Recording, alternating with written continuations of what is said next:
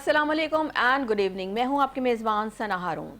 नाज़रीन, ख़ित्ता पहले कभी सोवियत जंग का मैदान बना, फिर अमरीकी मफादात की अमाज का, और अब एक बार फिर पाकिस्तान और अफगानिस्तान के दरमियान बढ़ती कशीदगी दुनिया को याद दिला रही है कि अफगान जंग खत्म नहीं हुई, सिर्फ नक्शा बदल गया है।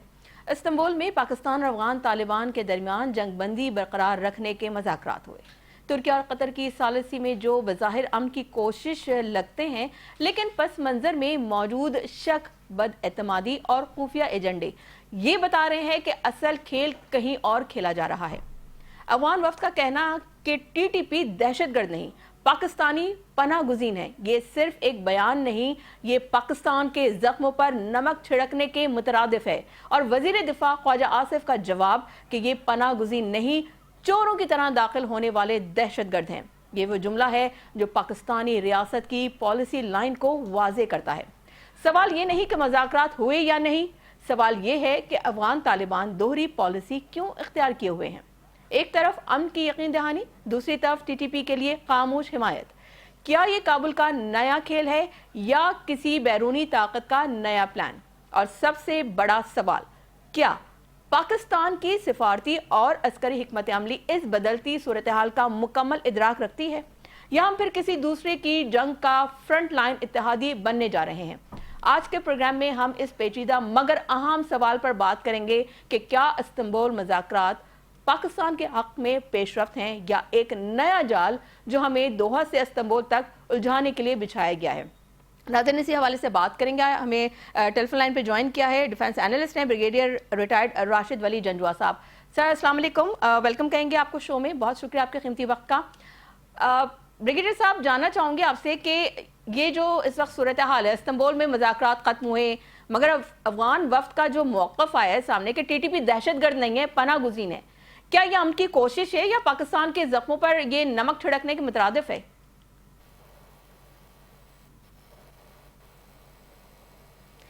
जी ब्रिगेडियर साहब मौजूद हैं आप हमारे साथ? जी बिल्कुल, मैं आपको सुन सकता हूँ। जी ब्रिगेडियर साहब, ये बताइए कि जो इस्तांबुल में जो मुज़ाकरात जो खत्म हुए, मगर अफगान वफ्द का ये कहना कि जो टीटीपी के जो लोग हैं वो दहशतगर्द नहीं है, वो पनाह गुज़ीन हैं, तो क्या आपको लग रहा है कि अमन की कोशिश या पाकिस्तान के जख्मों पर वो मजीद नमक छिड़कने की कोशिश कर रहे हैं, उसके मुतरादिफ है ये? जी बिल्कुल, ये बड़ी मज़ाक़ा खेज किस्म की स्टेटमेंट है और ये उनके माइंडसेट की अक्कासी करती है कि वो एक कंफ्यूज माइंडसेट है, फ्रैगमेंटेड है वो उनकी इंटरनल डिविजन्स की वजह से, और वो सिंपैथेटिक है टीटीपी को, हैंड इन ग्लव्स उनके साथ वो काम करते हैं, आइडियोलॉजिकल एफिनिटी है उनकी। और अब तो हमें ये भी मालूम है कि टीटीपी के डिफेक्टर से ही आईएसकेपी बनी थी, दाइश, और दाइश के खान सरजमीन इस्तेमाल कर रही है और उसका ग्लोबल एजेंडा है, इसलिए वो तमाम आलमी जो बरादरी है उसके लिए खतरा है। मॉस्को पे वो अटैक कर चुकी है, उसके अज़ाइम ग्लोबल है, और ये सारे की थैली के चटे बटे हैं। अलकायदा वहाँ पे है, ETIM वहाँ पे है, टीटीपी वहाँ पनप रही है, और उसके साथ ISKP को वो सपोर्ट कर रहे हैं। तो अफगान तालिबान, उनकी जो आइडियोलॉजी है, बदकिस्मती से उन्होंने वो अपना तमाम वजन जो है आइडियोलॉजिकल, ऑल्सो पॉलिटिकल और मटेरियल, वो इन नॉन स्टेट एक्टर्स के पलड़े में डाल दिया है। ये रंताई मायोपिक की उनकी अप्रोच है। दुनिया में जो आलमी बरादरी है वो UN की करारदादें हैं 1373 और 1988 जो सैंक्शंस ऑन तालिबान वाली है, जिसका पाकिस्तान इस वक्त वाइस चेयर भी है यूनाइटेड नेशन सिक्योरिटी काउंसिल में। ये तमाम करारदादें मुतालबा करती हैं कि अपनी सरजमीन में प्रिवेंट किया जाए किसी किस्म का उनके बेसिस या अटैक पाकिस्तान के सरजमीन पे।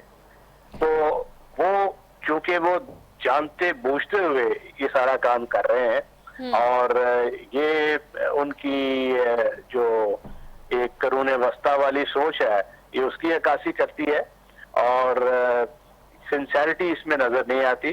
उन्होंने हमेशा टंग के साथ लिया है, और वो ये समझते हैं कि पाकिस्तान को वो इस तरीके से लेवरेज उनका क्रिएट होगा नॉन स्टेट एक्टर्स के दहशतगर्दी में इस्तेमाल से। तो ये बहुत बदकिस्मती वाली बात है। वो अगर इस चीज का इदराक करते कि उनकी जिम्मेवारी क्या है, दो कि वो एक रिप्रेजेंटेटिव हुकूमत नहीं है अफगानिस्तान में, वो बजोरे शमशीर काबुल पे उन्होंने कब्जा किया है और सिर्फ 40-45% जो पश्तून लार्जेस्ट एथनिक ग्रुप है, मगर पूरे अफगानिस्तान में मेजॉरिटी तो वो नहीं है। तो वो अफगानिस्तान में भी एक इस्तराब है, पॉपुलेशन भी तंग है जी। ह्यूमन राइट्स की तो उनका सामने है। अगर जी बिल्कुल बजा फरमा रहे हैं आप, लेकिन ये बताइएगा कि अगर तालिबान वाकई अमन चाहते हैं तो वो टीटीपी के ठिकाने खत्म क्यों नहीं कर रहे हैं? क्या पाकिस्तान को अब भी एतमाद रखना चाहिए उन पर? क्या पाकिस्तान को एतमाद नहीं रखना चाहिए, मगर पाकिस्तान सिर्फ इसलिए पॉजिटिवली इंगेज होता है उनके साथ कि हम एक जिम्मेवार मुल्क है और हम अपनी जिम्मेदारी कमा वो उसको बजा लाएंगे। और हमने कोई दकीका फरोगजाश नहीं किया कि उनके साथ सिफाती सतह पर इंगेज करने में। और यहाँ भी हमारे जो कतर और तुर्किया, ये बरादर इस्लामी ममालिक थे, तो इनकी वजह से हमने उसको एक्सेप्ट किया, उनकी मीडिएशन, उस टेबल पे आना। और अगर वो उस पे भी राजी नहीं है तो फिर तो पाकिस्तान के पास कोई और ऑप्शन नहीं है कि काइनेटिक ऑप्शंस की तरफ जाए, इंटेलिजेंस बेस्ड ऑपरेशंस की तरफ जाए, अपने इंटरनल जो रेजिलेंस है उसको इंश्योर करे।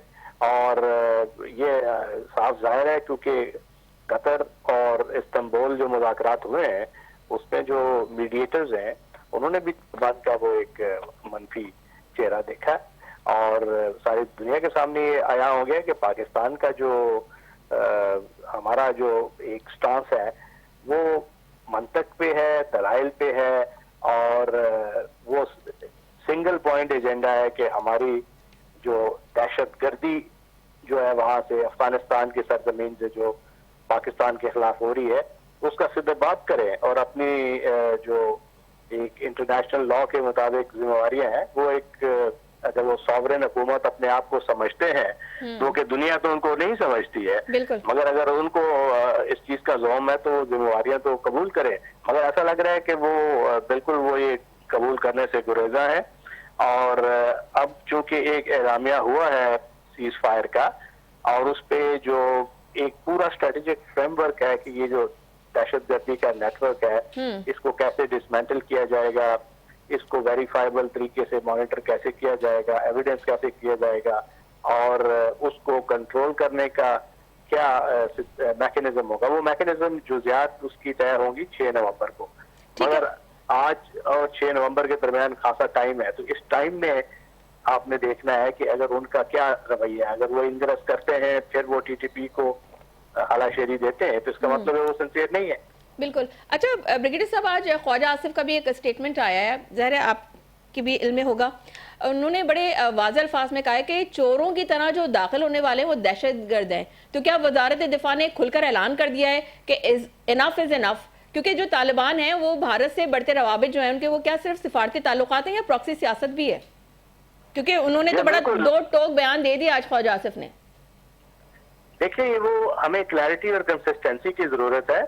ख्वाजा आसिफ का जो बयान है वो हमारे इस तरह की अक्कासी करता है, क्योंकि आप देखिए जब आप अपने जवानों की, बच्चों की वो जो लाशें उठाएंगे, शहादतें आप देख रहे हैं, तो कब तक आप बर्दाश्त करेंगे। स्ट्रेटेजिक पेशेंस पाकिस्तान ने बहुत दिखाया है विज़ अफगानिस्तान, क्योंकि हम नहीं चाहते थे कि पाकिस्तान कोई ऐसा एक्शन करे जिससे जो अफगानिस्तान की पॉपुलेशन है वो किसी मुसीबत में मुब्तला हो जाए, क्योंकि उनके जो हुक्मरान है उनके अज़ाइम तो ऐसे हैं कि वो अपनी पॉपुलेशन के लिए तो कुछ सोचते नहीं है। मगर पाकिस्तान ने ये सोचा और उसके बाद अब मेरा ख्याल है कि बड़ा क्लैरिटी के साथ पाकिस्तान ने स्टांस लिया। रिजॉल्व जाहिर होता है इस स्टेटमेंट कि हम नहीं चाहते किसी किस्म का उनके साथ कॉन्फ्लिक्ट, मगर हम ये भी नहीं चाहते कि वो अगर हम पे अटैक करें और हम चुप करके बैठे रहें। और इस वजह से मेरा ख्याल है कि हमारा बड़ा क्लियर, आपने देखा है कि तजारत भी हमने बंद की हुई है और दीगर रवाबित भी बंद है। तो ये वेट एंड सी है, उनका बिहेवियर जब तक मॉडिफाई नहीं करेंगे तो वो नॉर्मलिटी की तरफ पाकिस्तान स्टेप नहीं ले सकता। अच्छा, पाकिस्तान की जो खुफिया रिपोर्ट्स हैं उसके मुताबिक जो टीटीपी के जो ठिकाने हैं वो किन इलाकों में हैं, तो क्या अफगान तालिबान को इल्म नहीं है या वो जानबूझकर खामोश हैं? जब हमारी इंटेलिजेंस रिपोर्ट्स को ये पता है तो सर ये कैसे मुमकिन है कि उन लोगों के इल्म में ये बात नहीं होगी? नहीं, बिल्कुल। देखिए, वो ये दावा करते हैं कि उनकी इजाजत के बगैर परिंदा पर नहीं मार सकता, सारे अफगानिस्तान पे उनकी अमलदारी है। उनको एग्जैक्टली पता है पिन पॉइंट एक्यूरेसी के साथ कि कहाँ कहाँ इनके कैंपेबल के वो इनकी मुआवनत और अंडर द बिनाइन गेज चल रहे हैं। देखिए, ऊपर से कुनर ले लें, पोस्ट ले लें, पक्सिया ले लें, पक्सीता, निंगरहार, ये तो एक कॉमन नॉलेज है। और हम कई मरतबा हमारी इंटेलिजेंस एजेंसियां, हमारे सिफारतकार, स्पेशल रिप्रेजेंटेटिव उनको ये एविडेंस दे चुके हैं। वीडियो फुटेज दिखाया गया है ड्यूरिंग दिस इस्तांबुल प्रोसेस। ये सारा उनको हमारे जो इंटेलिजेंस के इदारे हैं उनके जो मेंबर इसमें शामिल थे डिस्कशन में, उन्होंने एविडेंस दिखाया फुटेज के साथ। बिल्कुल, वो उसमें तो कोई ढकी छुपी बात नहीं है।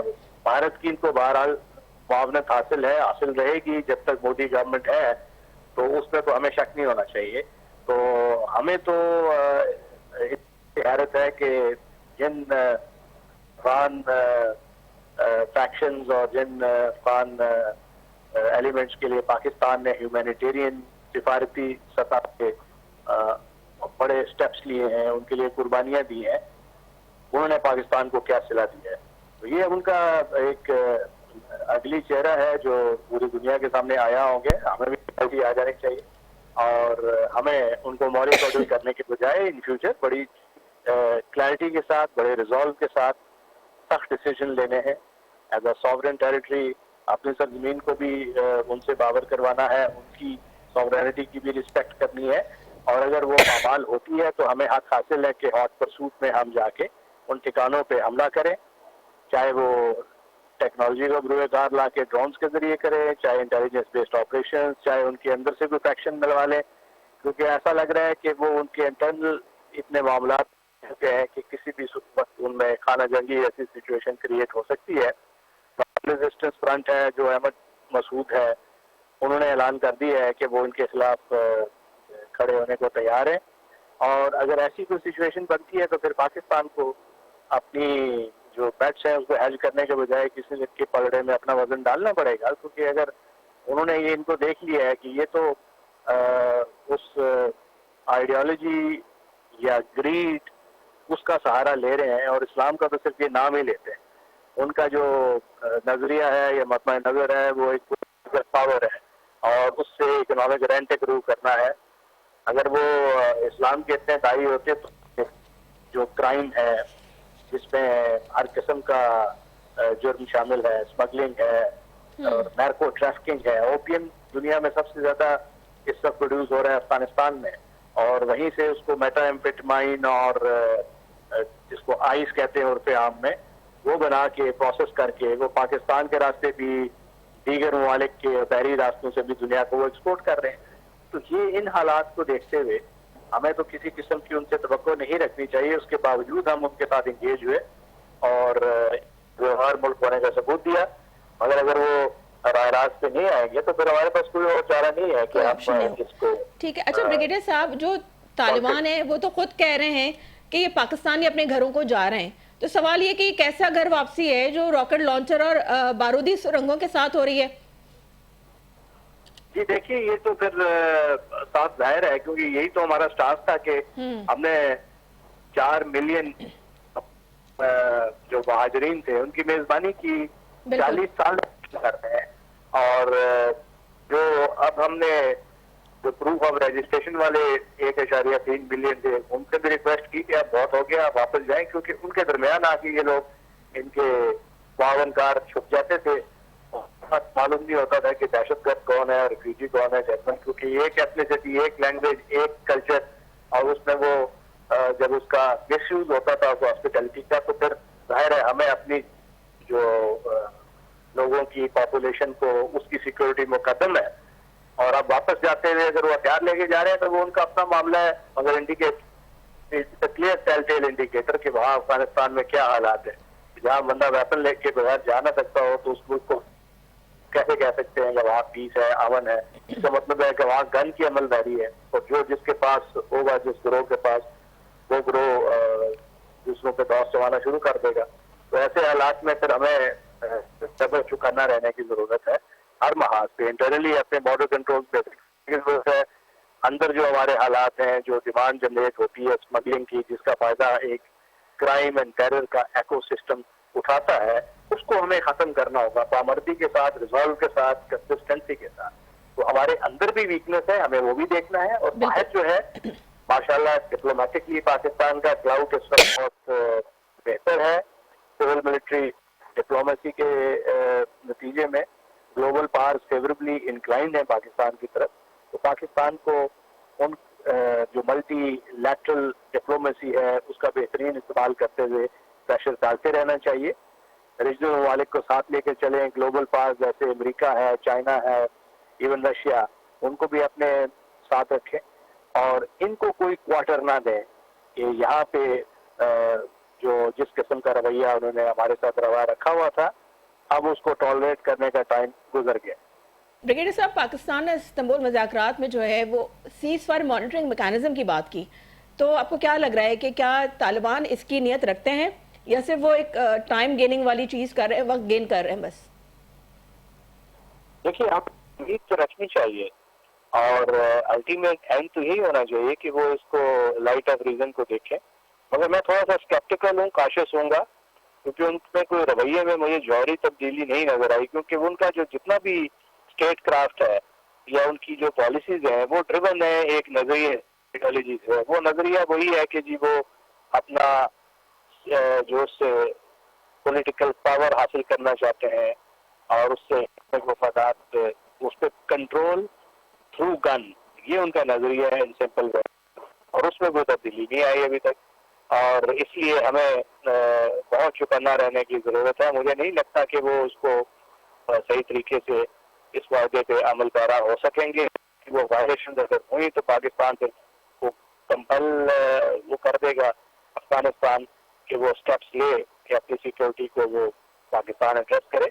तो इसलिए ये कहना बहुत मुश्किल है कि इस पे कैसे वो अमल करेंगे, मगर मुझे डाउट है। आपको डाउट है, ठीक है, लेकिन जो ख्वाजा आसिफ है उन्होंने कहा कि अगर ज़रूरत पड़ी तो अफगानिस्तान के अंदर जाकर कार्रवाई करेंगे। तो क्या अब पाकिस्तान की जो पॉलिसी है वो डिफेंसिव होती जा रही है या ऑफेंसिव है? नहीं, पाकिस्तान ने तो पहले भी देखे ना, ये तो स्टांस हमारा है कि अगर हम पे अटैक होगा तो हम ही हक महफूज रखते हैं। तुर्की ने ये सीरिया में किया है, कुर्दों के खिलाफ उनका वो जो एक डेकेड्स पे मुहित एक सिलसिला था, तो हम कैसे उससे पहलू तय कर सकते हैं।